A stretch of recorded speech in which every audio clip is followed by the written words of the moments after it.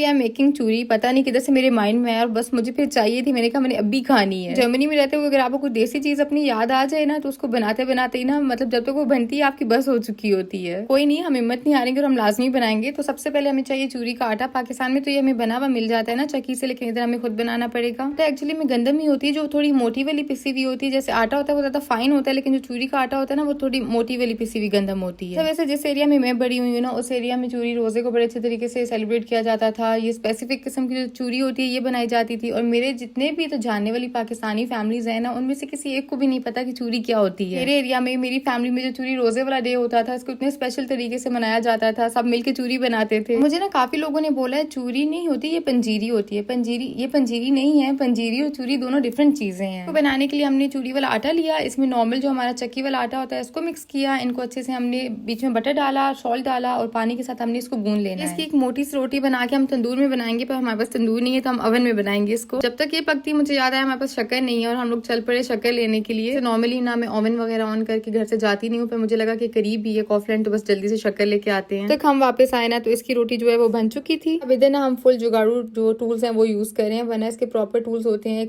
एक छन्नी होती है, एक उसकी बड़ी बहन होती है छन्ना, ठीक है। उसको उसकी उल्टी साइड पे ना जिसमें गंदम छानते हैं ना उसकी उल्टी साइड पे इसको रख के रगड़ा जाता था इस रोटी को, तो फिर वो ना नीचे से फाइन चूरी निकल आती थी। बस इधर वो वाली सारी चीजें तो नहीं है, पर इसका ये मतलब तो नहीं कि हम चूरी खाना छोड़ दें, है ना। तो फिर चूरी तो हम बनाएंगे फिर जो उन चीजों के साथ जो हमारे पास है। अब इस पॉइंट पे ना हमारी चूरी जो है वो ऑलमोस्ट रेडी हो चुकी थी। अब इसके बाद एक जो नेक्स्ट स्टेप है उसमें ये होता है कि आप काफी सारा देसी घी लेते हो और इसको चूरी को उसमें भूनते हो। मेरे पास देसी घी तो नहीं था तो फिर मैंने बटर ले लिया। आप अपनी मर्जी के इसमें ड्राई फ्रूट्स भी डाल सकते हो। मुझे बहुत ज्यादा नहीं पसंद पर फिर भी मैंने थोड़े से डाल दिए। इसके साथ साथ हम थोड़ी सी इसमें सौंफ भी डालेंगे। डालने के बाद अब हमें इसे थोड़ी सी देर अच्छी तरीके से भूनना है। जब ये भुन जाएगी ना तो फिर एंड पे हम इसमें शक्कर डालेंगे। फाइनली इतने मजे की जो चूरी है वो रेडी हो चुकी है।